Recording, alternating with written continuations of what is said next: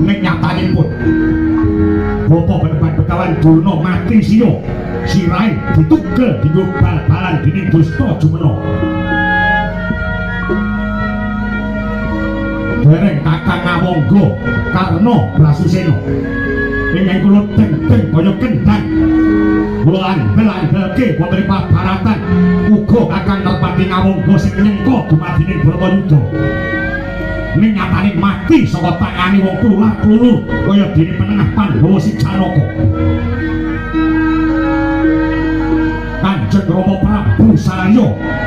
ing Mandaraka sing jare duweni aji candha biru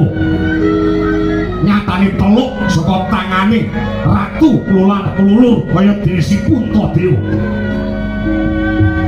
yen kula gagas kanthi kandas kula sing bias lho gontok nganti cethuk sing gawe urip ya ora adil, Bapak.